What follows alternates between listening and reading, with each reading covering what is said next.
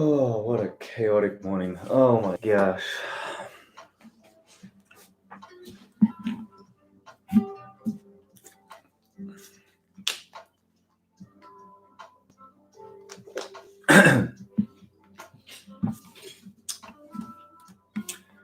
Yo. Hello. What's going on, guys? I am sorry I am a little bit late today. My internet is just absolute trash here in Houston. But we won't be here for much longer, so... Okay, as you guys come in, can you just let me know if you can hear me correctly? Or hear me properly? I just want to make sure that everything's good. Austin, yo, what's going on? Oh, all right. What is going on, everyone? What is going on? Welcome in. Sorry I'm a little bit late. Yeah. Unfortunately, today we won't be able to have screen sharing and everything. The internet is just really suffering here in Houston. So as a result, we'll just be having a chat and just kicking back. I have a flight to LA very soon, so I need to start packing for that as well. But yeah, as you guys know, we do pretty much it's pretty much just a Q&A, a live a talk on anything dropshipping, e-commerce, all that kinds of stuff. Facebook ads, copywriting, all that, productivity, personal finance, all kinds of jazz. So make sure you let's go ahead and ask questions, and we'll just continue going on for about an hour or so before I have to run and catch a flight. All right. Oh man. Okay. So Austin, Pa. But yeah, hope you guys are doing well. Hey Ben, how you doing? Hope you're doing well, man. It is. Good morning, everyone. Good morning. All right. Now, I'm a little bit late today. Oh man, I don't know what it was. The upload speed for our unit here was just so low. It was like 4 megabytes a second. So it just wasn't possible to live stream through OBS, unfortunately, which sucks because I really want to share screen and show you guys what's going on in my back end as well. But, it is what it is. We'll continue on. There's not much choice, unfortunately, but we'll get there.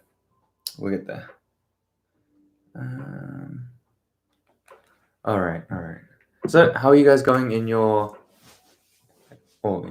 in general, I guess? How's life? How's your dropshipping? How's e-commerce? How's Facebook? Treating you well? Yeah. Oh, Ben, nice. Did you end up joining using the link in my video, or did you go through Dan? Let me know.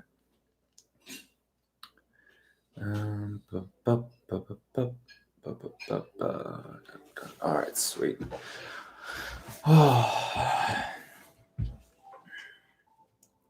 Yeah, Ben, make sure you let me know, because otherwise I'll need to chase a few things. Oh, okay. Good. And nice. Yeah, I'm doing well. I'm trying to things are crazy right here. We actually have to leave the United States in about, what's the date today? 7th. We need to leave the United States on the 23rd. So as a result, we pretty much we have to pack up all of our stuff. We can't go back to Australia because of all the issues with this chaotic time that we're in. So we can't do that. And yeah, so we're going to make the best out of it. And my wife and I will be traveling through Europe, which is pretty cool. So thankfully, as doing e-commerce, anything online. I'm able to manage all my businesses online. It's just that my time schedule will have to change, right? Like I just have to match the United States time zones. But apart from that, no problem at all. Yeah, I hope you guys are doing well as well. Okay. We need to go through and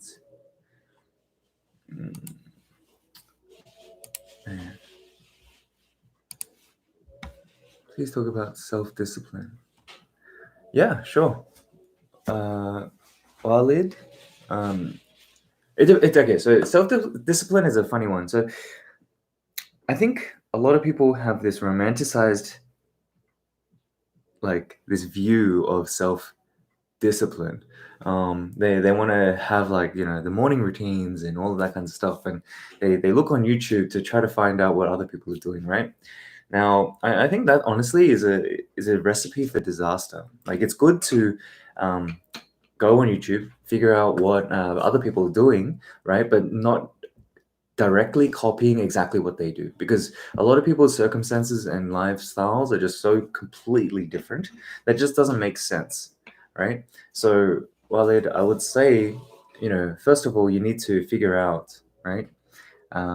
Like, what kind of person are you? Morning or afternoon?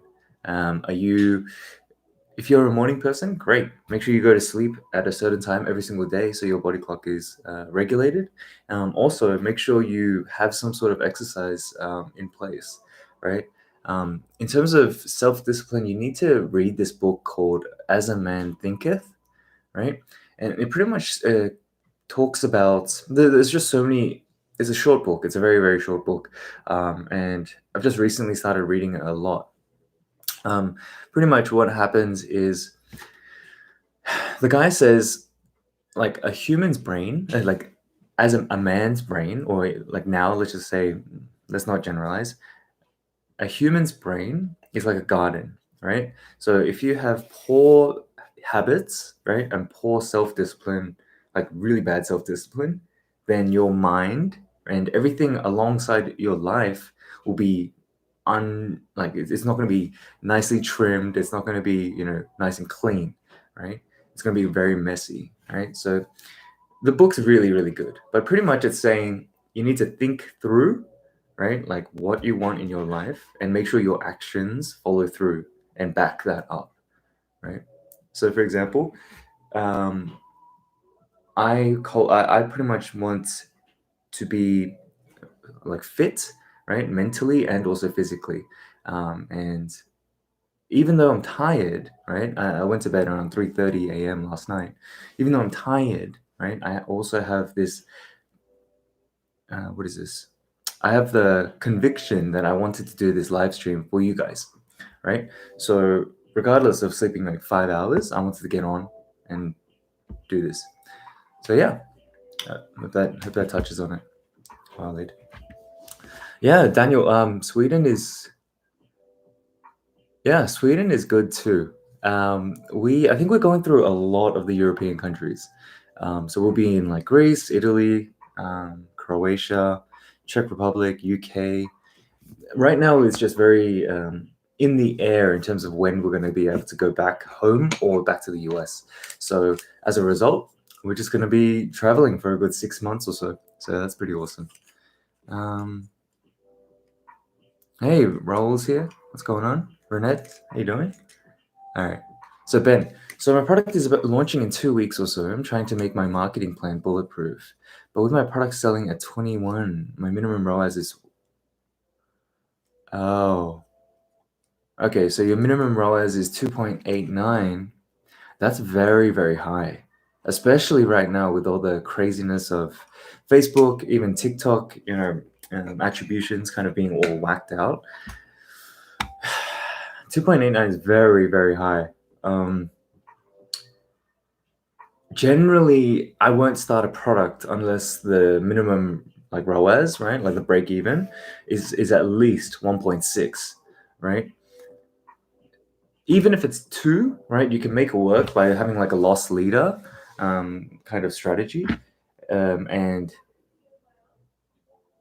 Yeah, you have a loss leader strategy, pretty much just acquire customers very consistently, have a good flow of customers coming through, right? But the moment it goes to 2.89, it becomes very unprofitable. And unless you have a budget, like in terms of like a decent amount of savings or a decent other ulterior cash flow that comes in and kind of supplements that, you're gonna really struggle. In all honesty, 2.89 is way too high. Um, yeah, it just doesn't make sense. Personally, that's what I would think. Um, so yeah, something needs to change. Either you know, change the offer, try to upsell them, like buy two for, I don't know, like $30. But even then, like your minimum ROAS would be very, very high. It's very unsustainable, in all honesty. But let me know. Raul, how are you doing, man? You guys are doing well. All right, guys. So just make sure you smash that like button. I was a little bit late today, so obviously our viewership is down. So we want to make sure we smash that out and push this to the YouTube algorithm. All right, guys. Also, I wanted to ask you guys a question. Would you guys want to see like videos of us going through Europe while working, while traveling? Showing all the updates on Facebook, Hyros, all that kinds of stuff. Like, would you guys be interested in watching that? Raul, that's awesome. Oh, Q4 is not far away at all. It's really, really not far. So it's pretty cool. Yeah, I think our budget for Europe is going to be pretty big. So really keen to show you guys.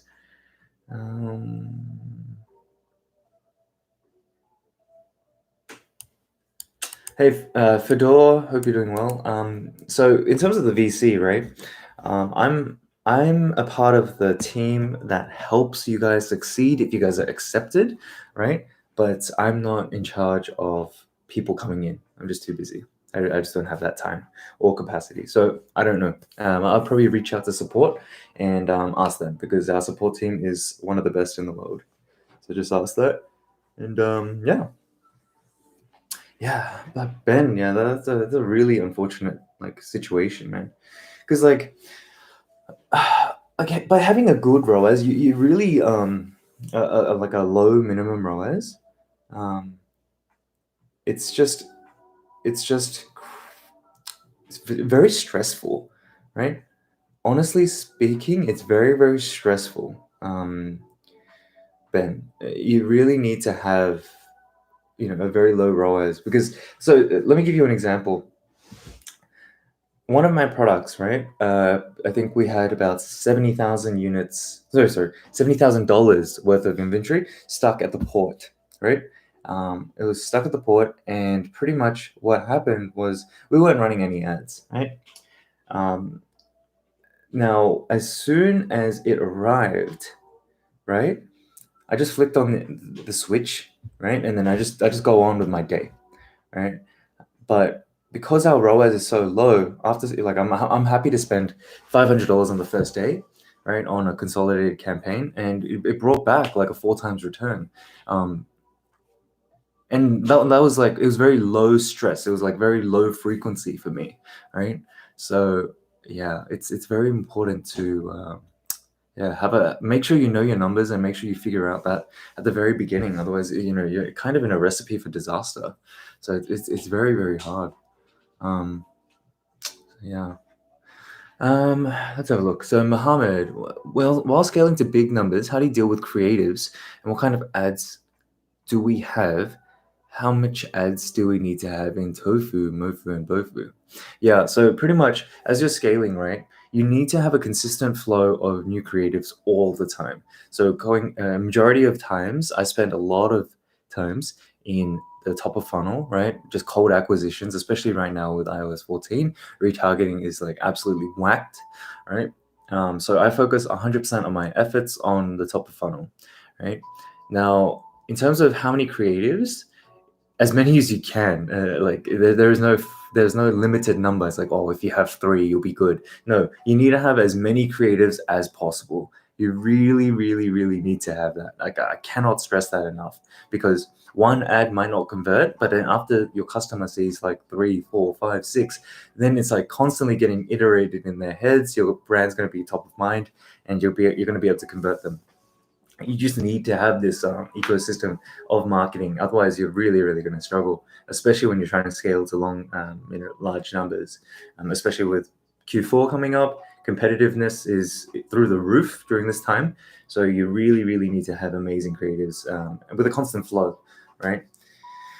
So yeah, I would at least, if you're spending for one of our control campaigns, like a $500 one that I just started yesterday, it has in it 4 ad sets, and each of the ads are 8s of my previous winners, right? Like all 1,000 plus engagement, all that kind of stuff. It needs to have that, right? So Mohammed, I hope that helps. Raul, yeah, okay. So testing for Q4, yes. Yeah, guys. So yeah, I'll be pretty much documenting the whole thing, just for my family as well. Like my wife and I, we want to have this document. Like we want to document our life, this experience in our lifetime, because well, one, we can't I think the situation that we're in, given the whole like this pandemic, is a strange one. We can't go back home. We can't stay in the US. Our work is entirely online, and there's very few people traveling, especially with the Delta kind of spreading. So as a result, we're going to be just traveling around the Europe. So I think it would be a good experience to show you guys that I can literally have your location freedom while bringing in multiple thousands of dollars per day. So it'll be good. Dimitri, why sleeping at 3:30? Okay, so pretty much I'm going to LA today, and I'm going Hawaii on Tuesday. So pretty much I won't be at this office desk setup, right? I'll just be continually working on my laptop. Now with that, I cannot film, right? So I pretty much set a deadline for myself that I'll be doing 2 YouTube videos every single week. So I was up filming those. So just making sure that you guys have a constant flow, and yeah, just making sure that we stay relevant in this YouTube game, because if you don't post, the algorithm decimates you. Dimitri, that's what I was doing. Raj, minimum budget for dropshipping. I'd say at least $1,000 US, like at least, right? The truth is, like, eventually you guys need to move on to not just dropshipping. I haven't dropshipped in a long time. Like we even though we're setting I'm starting 2 new brands in the next month or so, we are not dropshipping. I placed a bulk order for both, and building out the websites for both. And yeah, it's just, yeah, you need to eventually move away from the dropshipping. It's just going to be painful otherwise. And again, high frequency stress that you don't really need to have. So yeah. Ben, okay, so I'm definitely trying to upsell with discounts and trying to run a subscription as well. Yeah. Like, but even then, man, like you really need to drop it somehow. Like, think about right before you launch, right? You should have a supplementary product that has a minimum ROAS that is much lower, right? So a video that will be coming out this week is talking about how to get to your first $1 million, and it's pretty much like the teachings from one of my most favorite books, right? Now, pretty much just break it up in a mind map for you guys. So it's really going to be crazy, but the video is awesome in terms of it taught me the most important thing as an entrepreneur. And the most important thing, honestly, is to 1, sell, but also 2, sell profitably, right? With positive cash flow. Now, if you sell just one product, and this is where I came up with my term of like gateway product, right? If you come up with a gateway product that consistently brings traffic in, it's very, very easy to continue to on-sell them with other products that are related to that first one. And therefore, if, for example, your niche is capped at, maybe your product is tapped at like 750K per year, right? By adding a secondary, third, fourth, fifth product, right, you're able to push past the $1 million per year very, very easily, very quickly as well. So yeah.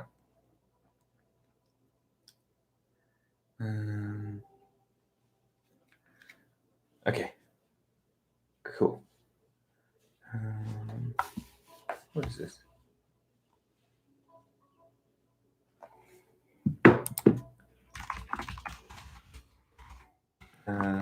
Sorry, 1 second.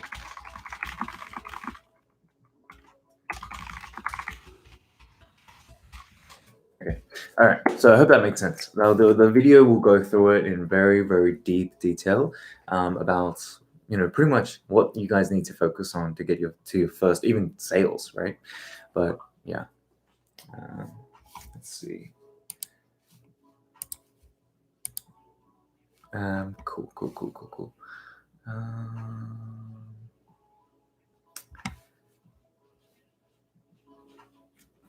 Sorry, I'm just trying to figure out where I'm at. Eason, yeah, I have multiple LLCs and multiple bank accounts for each LLC. So I'll probably do a video on cash flow management as well. So each of the businesses have at least 3 bank accounts: an operating expense, one for savings for tax, and the other is just savings in general, right? Some accounts have more, but then yeah, apart from that, it's very easy for me to set up a system where every 2 weeks we have a look at the total revenue, the total profit, and we push money into profit accounts. We pay off credit cards, we pay suppliers, and we make sure all of our operating expenses are covered as well. So yeah, Ethan, I hope that helps. But yeah, separate bank accounts is very, very important. Cheryl,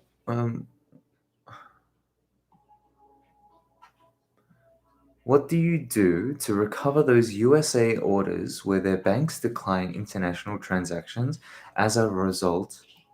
Not sure, Cheryl, because that is not a problem that I've ever faced.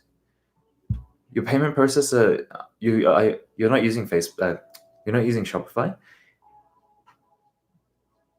If that's the case, then the consumer, would have to call their bank to approve the payment. But in all honesty, the likelihood of them actually going ahead and doing that is very, very low, because no one is going to go, no one is that crazy for a product. So it's some bad news, but again, customers, especially with e-commerce, they don't want friction. They want things to be easy. So if you don't make it easy for them, they won't buy, or they won't go through with the purchase. So it sucks, but it is what it is. Mr. Swamp, love your name. Mrs. Is a ROAS of 1.7 or higher bad? 1.7, I'd say 1.8 is probably your absolute cutoff, right? Especially at scale. It is very, very very difficult to consistently scale a product and consistently achieve a higher ROAS than 2, especially for your entry one. So yeah, I would always, for sure, have a very low ROAS and a high profit margin. You always want that. So the easiest way to guarantee a low minimum ROAS is to have an extremely high profit margin. How do you know exactly what product is going to work? How are you so confident in your research to buy bulk? Well, I've been doing this for a while, Mr. Swamp. So for me, it's all about risk, right? So for example, if I have already 5 brands that are running on Shopify, I feel like I know what I'm doing. And these are not brands that, are related at all. They're in completely different niches, right? It's all about marketing, and it's all about understanding what the customers want and the value points that we can provide. So these 5 businesses, they continuously run, and by doing research, I understand that there are up and coming products that are not tapped into yet. And I know what these competitors are doing in terms of sales. And I know for a fact that my team can beat their team in terms of marketing, because we just have insane processes in place. So yeah, I have no problem dropping $5,000 to $6,000 on a small MOQ, just to test it out. And if it doesn't work out, meh, whatever, it's fine. I don't really care, but I'm confident it will work. It's just through good marketing, good product research. And I'll show you guys, what I do for product research and give you guys an idea of how I created this insane product where literally it is I'm so proud of this brand because it was an idea that didn't exist, and my wife and I made it into something that is a legitimate brand. So yeah, Mr. Swamp, that's kind of it. Like, Halaz, if you're starting a new brand and you order new bulk, how can you be so sure it'll sell? Proper market research. Yes. So exactly. So I have pretty much we have a few systems in place in terms of product research, right? Luckily, I do the whole like top 5 products, top 10 products to sell this month. So I through my ads buying software, I see what products are trending, and I see gaps in the market, right? In terms of, oh yeah, this product sells well, but it's being sold by like some noob, right? So I can go ahead and buy bulk, so I can increase my margins, sell it for a higher price as well. I have a team who can build out my store very, very quickly, right? With my direction, in terms of like custom coding, all that kinds of stuff. And yeah, I just know I'm going to beat them. So it's just about belief, I guess, as well as willing to risk it for for the biscuit. And yeah, there's a chance that it won't work either, but that's okay.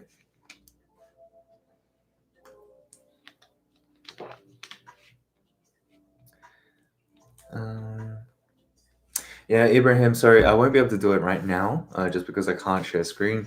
I'm just gonna stay on this for about 30 minutes, and then I have to head off for a flight. So I'll definitely get to it though, for sure, for sure, for sure.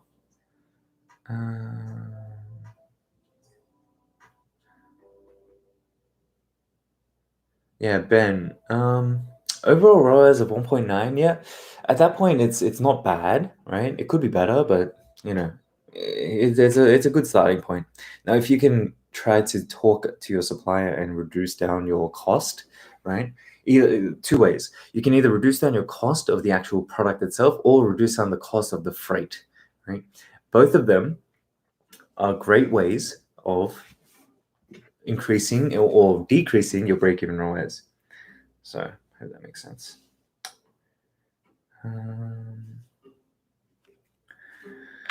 Cool.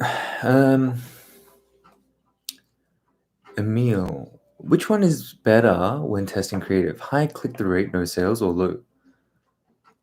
I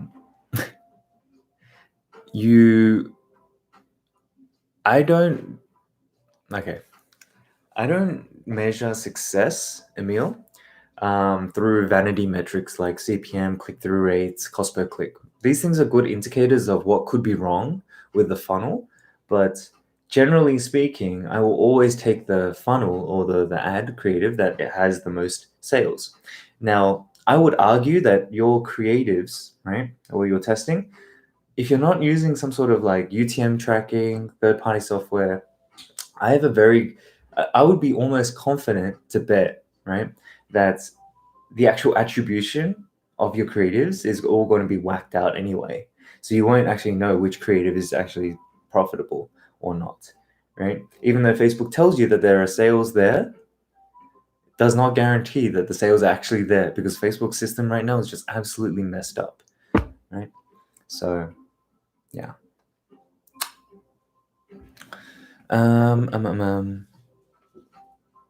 Tim, how difficult is it to get success with SEO for a niche store?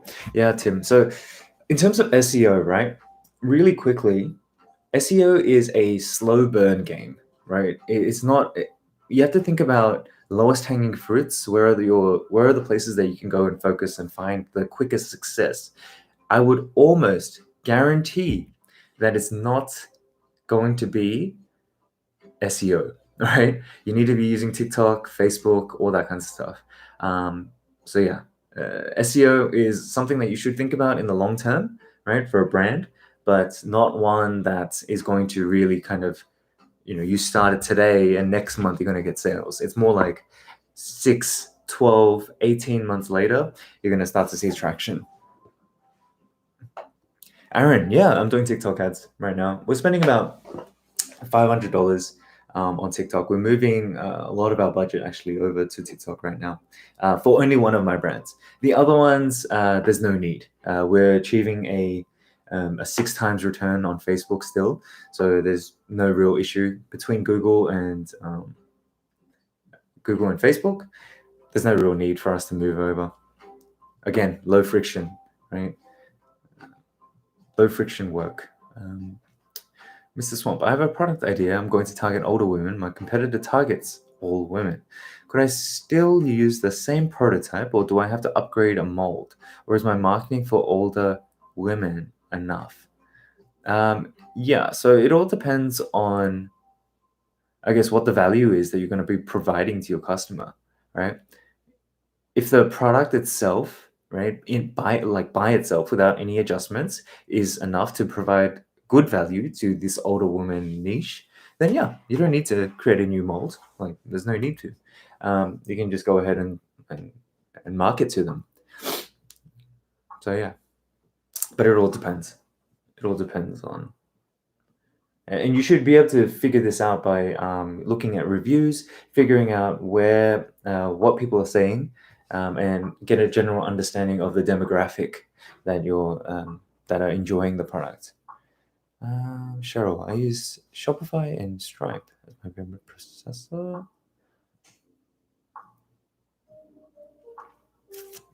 Oh, okay. Yeah, Stripe. Yeah, no, I don't use Stripe. But Stripe is usually pretty good.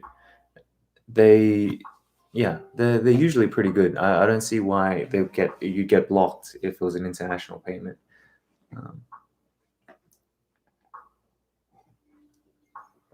All right, guys, I'm gonna quickly plug this in.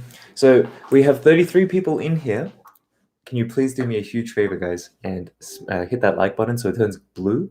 All right. Remember, we are trying to change the whole information of the industry, and I think a lot of people can pump up a product and do decent numbers, but I don't think that people can achieve this freedom or like location freedom. So please do us a favor and let's try to get this video out to more people, and yeah, go from there. Cool. So let's continue. So Kate, how would you reject a supplier nicely after being sent 2 samples by them? They tried to improve it, but finally I got a sample with a different supplier that I'm happier with. Yeah, you just don't get emotional about it, Kate. Like, if the first supplier isn't doing a good job, you're not going to put the money there. So don't worry about it at all. Just continue doing you. Don't worry. You can't be wasting any time or any kind of emotion on thinking, whether or not you want to, how to let this guy down nicely. So yeah, sure. So all my payments go through PayPal and Shopify payment systems directly. So it's pretty easy.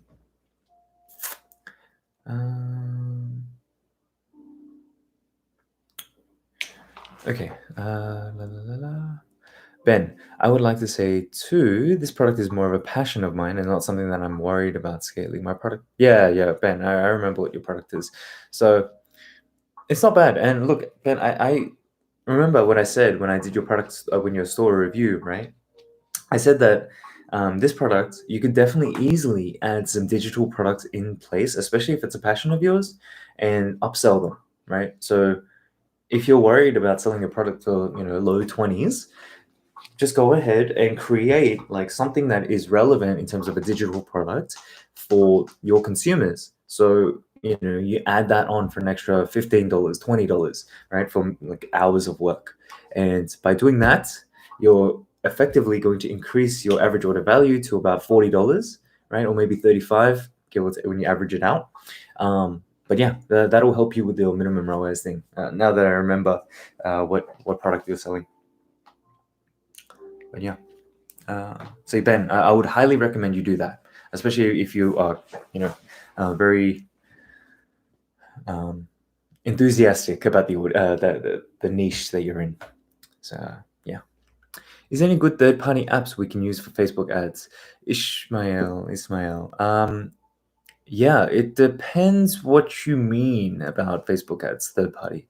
Like maybe if you give me some feedback, but is there any good third-party apps? Yeah, I'm using Hyros right now, and it's doing well.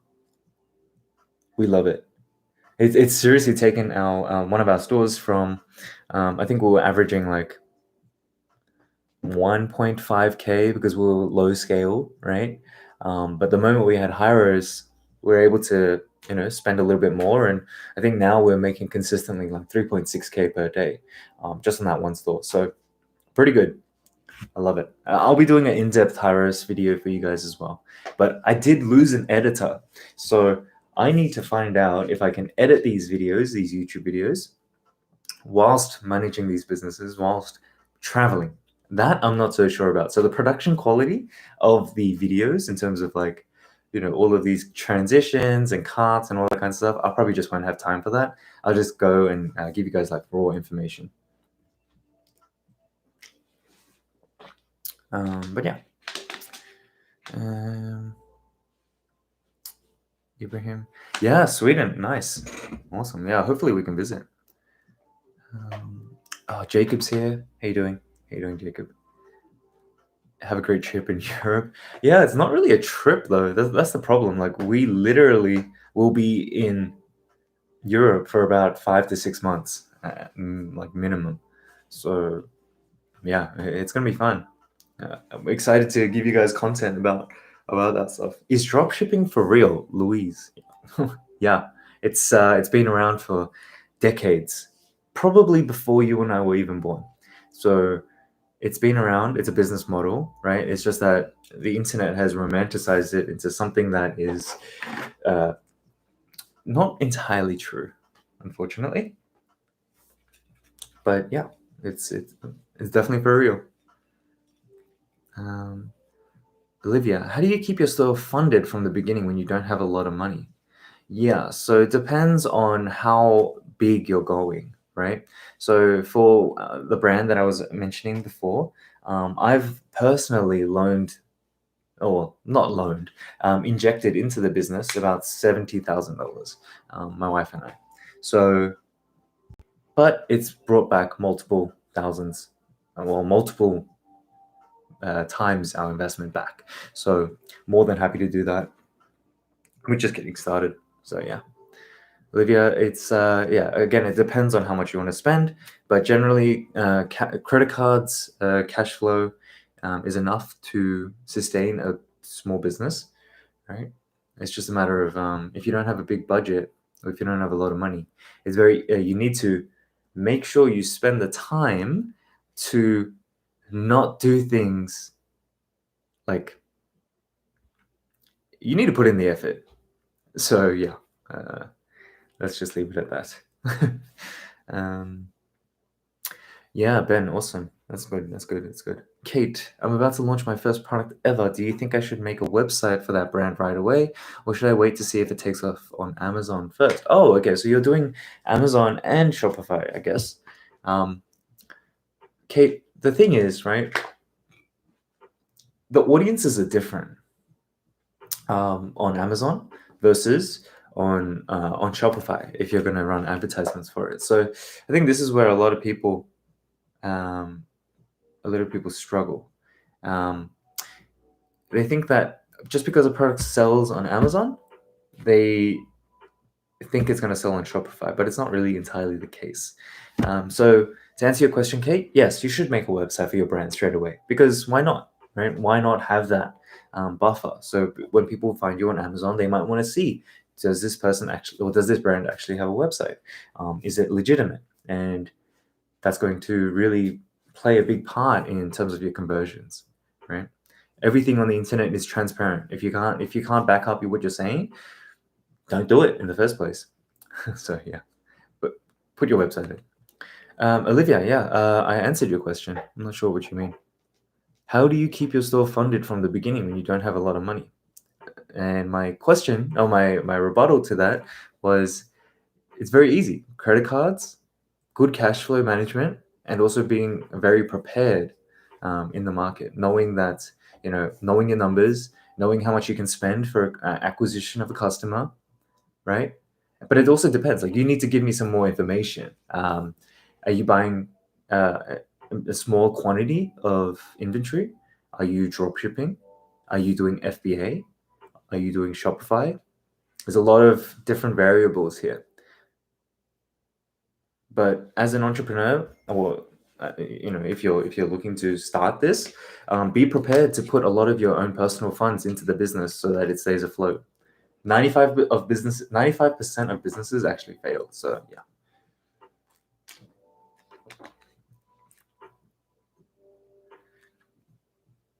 Lewis, I'm retired. I need to make a little more money, and I'm thinking about drop shipping. Is this a good idea? It's a tough one. That's a tough question. That's a life decision that you need to make. Dropshipping definitely can work, but it's not long-term sustainable. Uh, Dropshipping is, even if you find a good product, you need to move on to developing a brand. If you can't develop a brand, you really will struggle.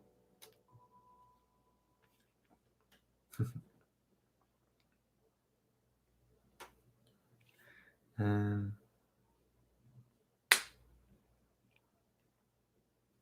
uh, okay, let's continue on. Cool. So yeah, Lewis, it's a personal life decision, right? Like, you need to make sure that you need to weigh up all the risks and all the potential positives. So make sure you really assess this properly, and don't just judge it from videos you see on YouTube.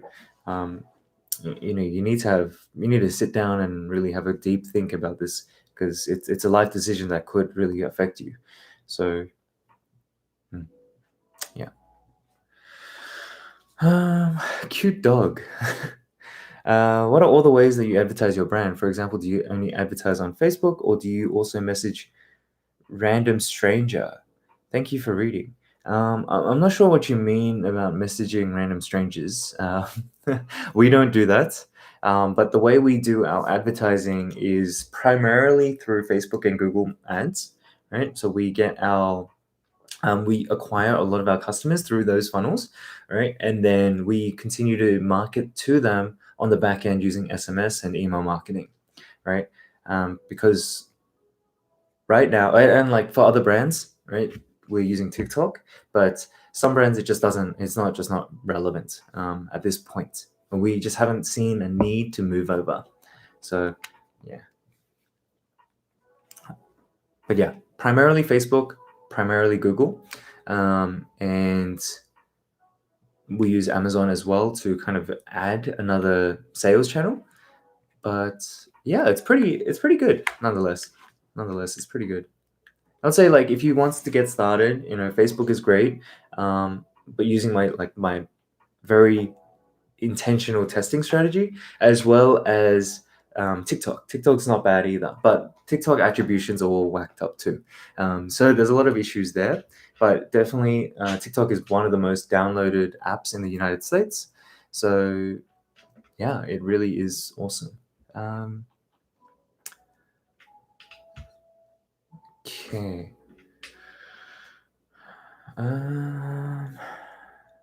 Mr. Swamp. I see a person selling the same product on Shopify for $100, and I see it on Amazon for 50. There really is no difference. What do you think about this? Yeah, so this is pretty much backing up my point of the customers are different from Shopify as well as Amazon. So Amazon is all intent-based buyers, right? So they already know about the problem that they're trying to solve. They already know about the product. They're product aware and problem aware. So as a result, once you're kind of convinced that yes, I want this product, the next thing that you're going to do is assess it based on price. Right, so Amazon overall, that because it's an intent-based searching platform, right? It's a battle of price really. And if you, that's why on Amazon it's much cheaper. But on Shopify, it's generally direct response marketing. You can pretty much invoke more emotion from the customer, and by kind of fluffing up the overall store and the product, right, you can garner a higher price, right, because there'll be more value than on Amazon. So that's what I think, Mr. Swamp, in terms of why there's a 50% or 100% disparity in terms of pricing. So yeah, hope that answers your question.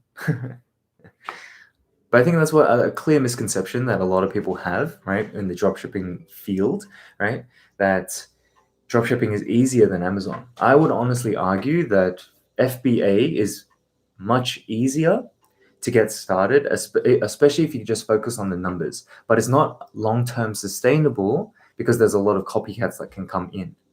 So hope that makes sense. Whereas if you can build a brand and really develop a good brand, right, and create this moat around your business, you can just continue to on-sell products left, right, and center, right? And apply them on Amazon FBA as well. So you just include another sales channel. So yeah.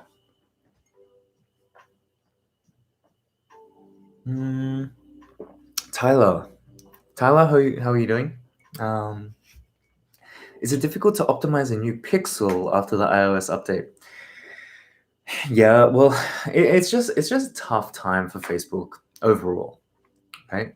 Because just data is not coming through, all these problems are happening, and it's not that it's difficult to optimize. It's just you don't know where the sales are coming from, so you can't know which audience, which creative is working, and it's honestly a little bit harder. That's why a lot of people on YouTube, they're moving to TikTok, right? Because TikTok is, as long as your creative is good, right? As long as the product is somewhat trendy, you can get sales very, very easily. But to maintain that and sustain that on Facebook is much more difficult. That's why they don't talk about it.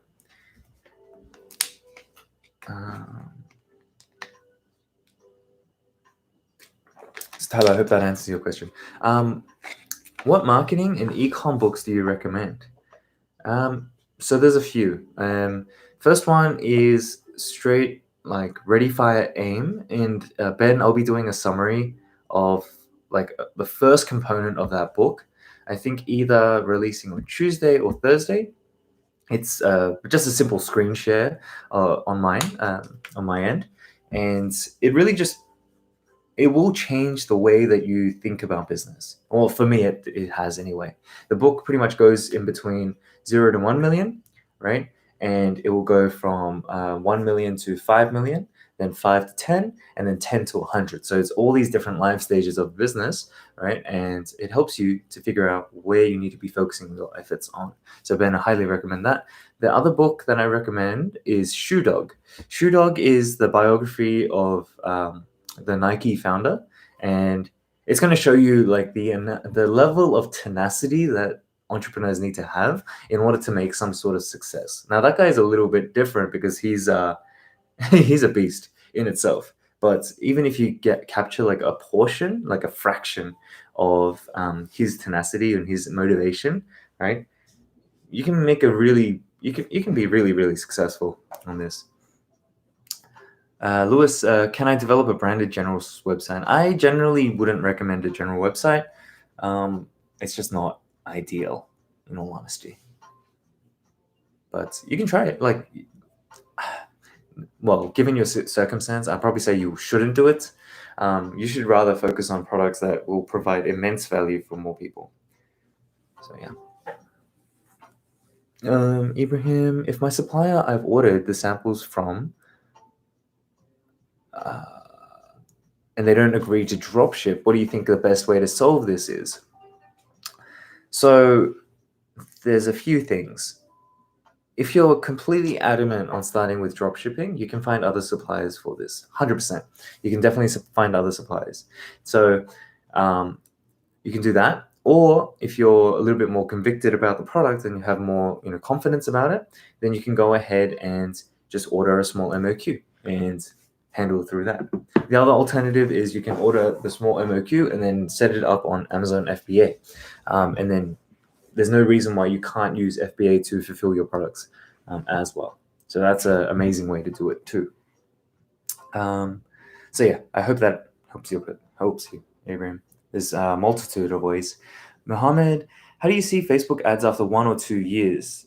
Things are going to get back or get worse? Yeah, no. Okay, so Facebook 100% will improve this. They cannot continue to lose money because the advertising dollars that go through Facebook was one of the biggest income streams for them. Right now, if that income stream gets cut by even 20-30%, that's a big hit when you're talking about a business that is so big like Facebook. So they definitely are working on it, right? And I am confident that Facebook, more or less in 1 or 2 years, in that time frame, right? Hopefully sooner than later, they will definitely fix this up and will make sure it's all back to normal, hopefully. But the thing is, you guys need to understand is that we're all moving to a cookieless world. Privacy is more important than ever, right? And this is going to affect the way that we do marketing. So those that don't adapt will fall behind, and it'll be very, very difficult for them. But as long as you're staying up to date, as long as you're actually in it, you should have no problem at all. So yeah. So yeah, I hope that answered your question, Mohammed. But yeah, Facebook marketing. Facebook is just a platform, right? It can get replaced. A couple of years ago, there was MySpace. There was all of these other platforms that Facebook kind of came in and wrecked. Now, if there's something in the future that comes in and destroys Facebook, it's definitely possible. But the principles of marketing will continue to remain. So that's what's important. So you got to focus on that.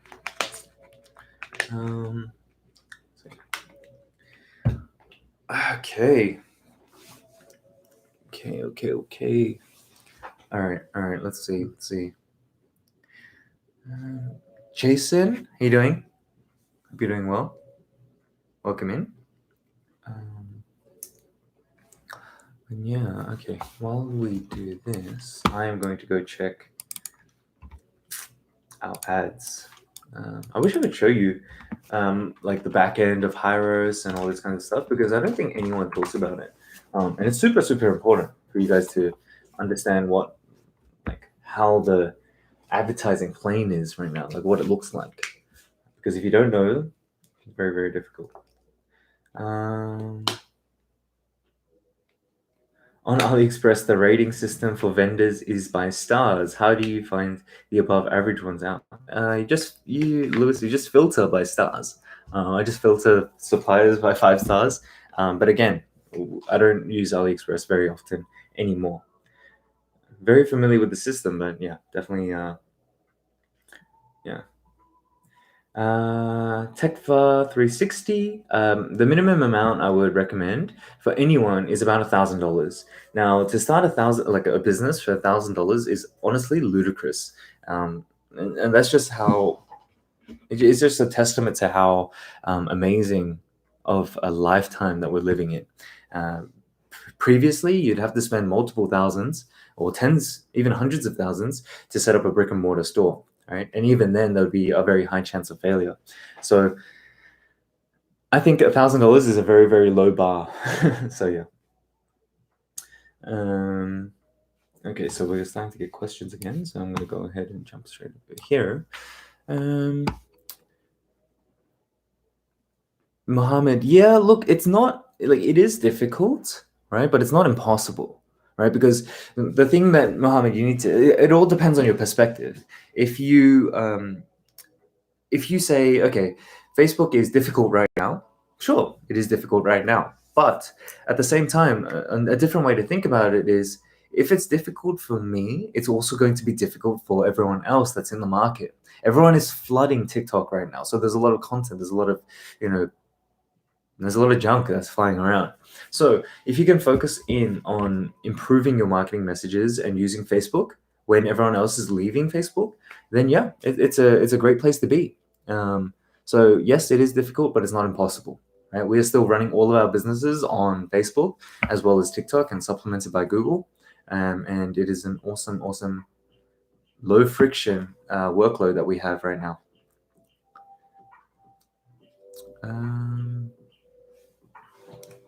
Okay, so let's continue through.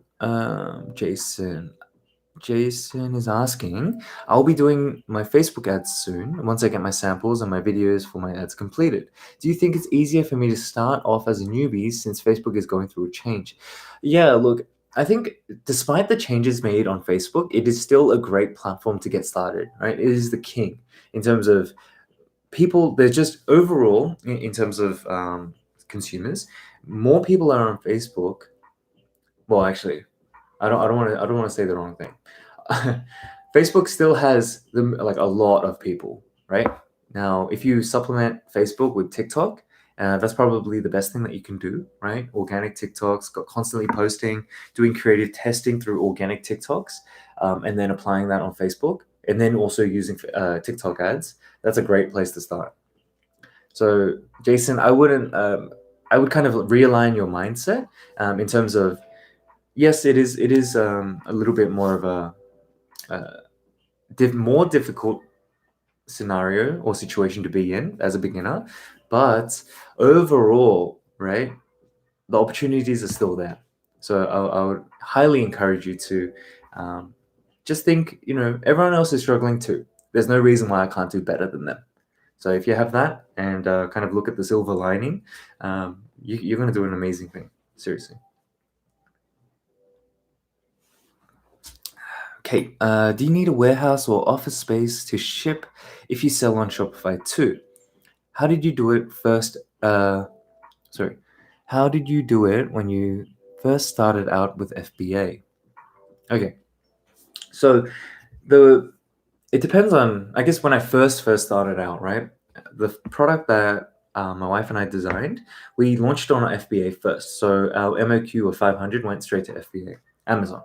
Now, when you use FBA, there's a thing called multi-channel fulfillment. So you can actually use Amazon's fulfillment network to ship out your orders. So I would list the product on Amazon, 500 units, start doing your PPC, start getting some traction to this, to the listing. But at the same time, I'll be using Facebook ads to focus on the more emotional side of the product, right? By having a more emotion, by selling but with emotion, right? And getting them to buy on my Shopify side, I would be using multi-channel fulfillment to fulfill my orders. So I hope that makes sense. Now, as other brands starting to pop up, then we have a 3PL now. So a 3PL that holds all of our inventory, and we still ship to Amazon, right? Because we want to have that sales channel open, but it's overall, most of our inventory is held in a 3PL. But next year, we intend to hold all of the inventory ourselves to rent out our own warehouse. And I can't wait to show you guys that kind of content and stuff as well. Ibrahim. Okay, so Ibrahim, the thing about MOQs, it all depends on, I guess, like sales velocity and based off your research, right? So if you found a competitor that's selling, 500 units a month easy, then I would generally recommend for your MOQ, right? Given that you're going to do a better job or just as good of a job as that competitor, you should be ordering at least 3 months worth of inventory. So if they're selling 500, and you can start off slower. Maybe you start with a MOQ of 500 and use that for your 3-month period and just kind of feel it out. That's what I would probably say. So I hope that helps. Ben, another question. If I were to sell,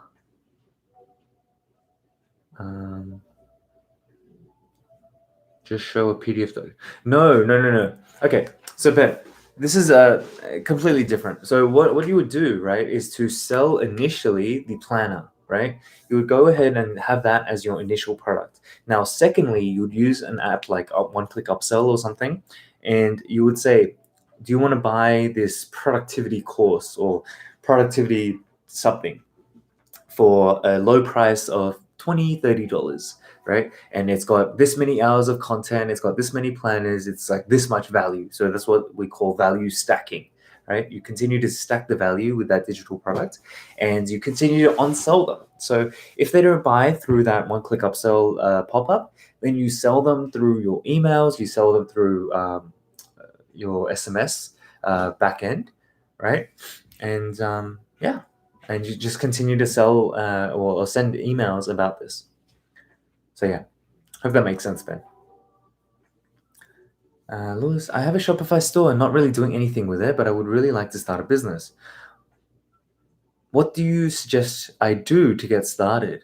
Lewis, I would, if you have a Shopify store and you're not doing anything with it, I would recommend the first thing that you should be doing is trying to get those sales in. So the best way to do that is to focus on, okay, how can I provide value to customers, right? If you focus on value first, then it's going to be, game changing for you in terms of bringing in sales, right? But as Ben, okay, good. That's good. That's good. So Lewis, the book recommendation that I gave earlier and like one of the videos that I'll be doing this week, right, pretty much talks about this, like from starting a business to 1 million. It's like, where's the best place to start? The best place to start is to get sales. And if you don't get sales, then you don't have a business, right? So it's very, very important to make sure you focus on selling. 80% of your efforts should be focused on selling and the marketing behind it. So if you guys, I hope you guys look out for that video, because honestly, I wish I had this summary when I was getting started. I had to learn the hard way. But yeah.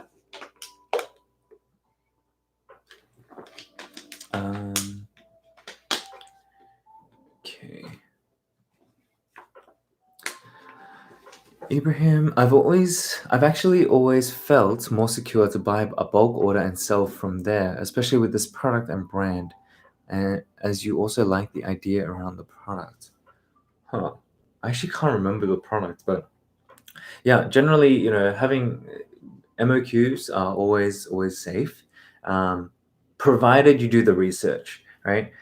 But you have to understand, with business, there's always going to be a risk of potential loss, right? It's the same with investments. Like if I invested like 100,000 into the stock market, there's a chance that I'm actually okay with that going down to zero, right? Because it's just a portion of our income that is not really touched or seen, right? So it's like out of sight, out of mind. But I know that the chances of that happening is not possible in terms of all of it going to zero, right?